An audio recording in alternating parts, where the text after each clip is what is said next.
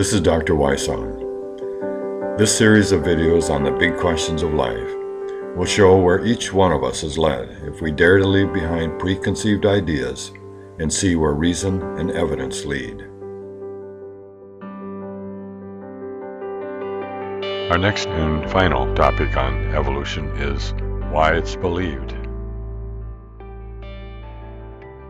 And that's a good question, inasmuch as if you followed along in all of the arguments, the preceding arguments, there is no evidence that evolution is true.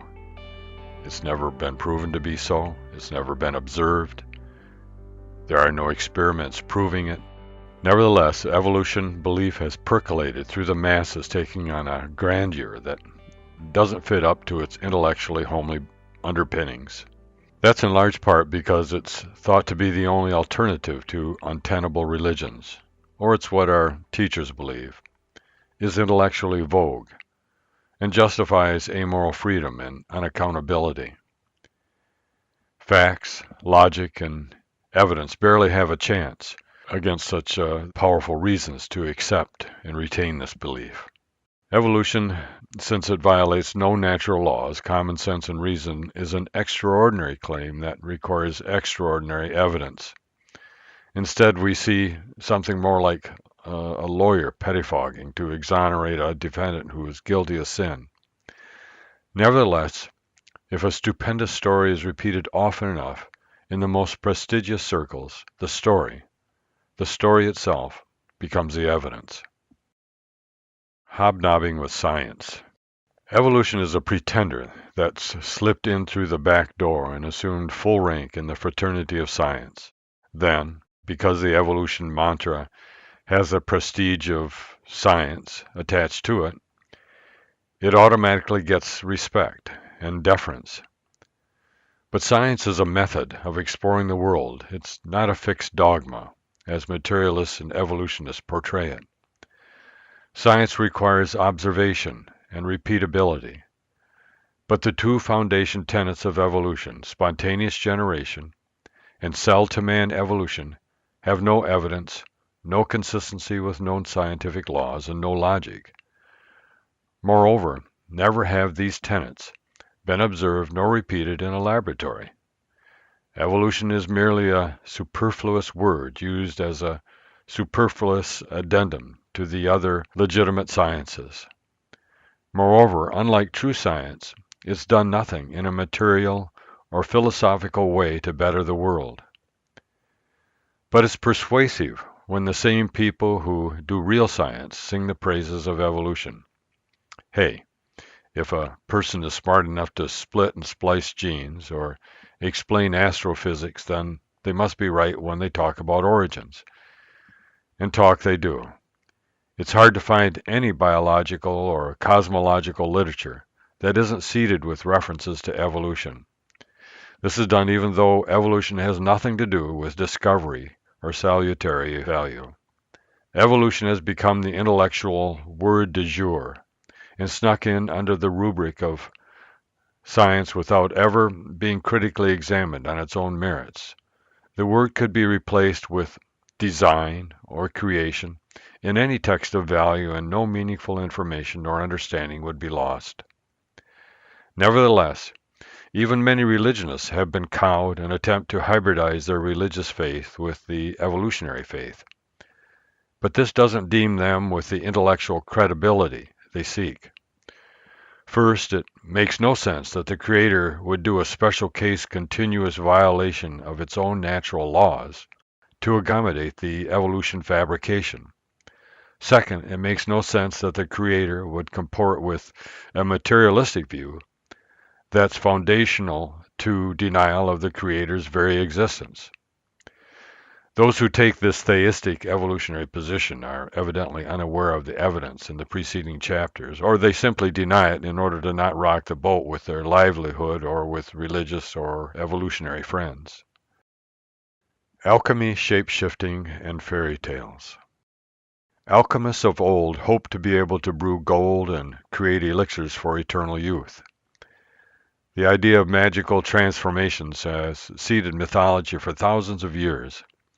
Read Grimm's fairy tales, Ovid's Metamorphoses, or the Italian epics. People change into gods, gods change into people, animals become human, and humans become animals. Evolution is the same kind of mythology. Although the story is drawn out into smaller and seemingly more plausible steps, the end result is life popping into existence from stardust, and creatures magically transforming into new, more functionally complicated creatures. Since such transformations violate nature, by evidence and natural laws, evolution, if it actually did occur, which it clearly didn't, would be beyond nature, in other words, supernatural. Panspermia solves nothing. Some evolutionists recognize the paucity of information for evolution and in desperation invoke panspermia, which is the seeding of life on Earth from outer space. Crick, the co-discoverer of DNA, invented directed panspermia, which invokes aliens bringing life here on spacecraft, so it's protected from the interstellar elements. But that really doesn't solve the problem of the origin of life. It merely displaces it to the aliens' planet, where the same problems of explanation remain. Keeping a distance from religion.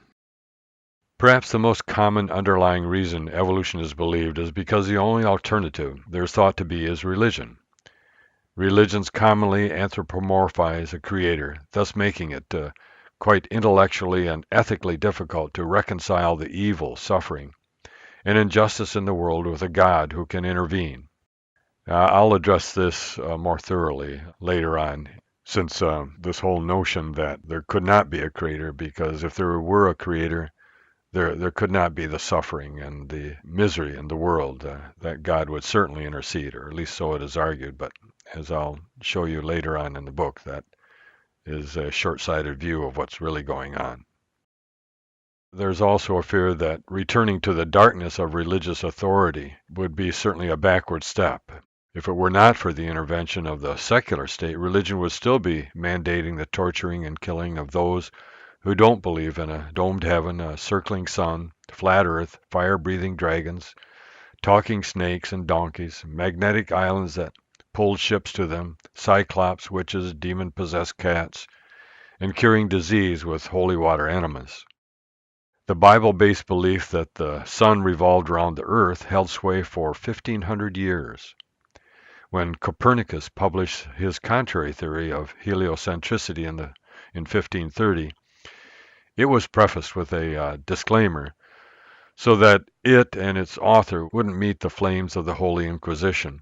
An infallible pope placed the book on the don't read list in Index Librorum Prohibitorum, where it remained until another infallible pope removed it in 1835. Giordano Bruno openly advocated the double motion of Earth, meaning the Earth revolving on its axis and around the sun.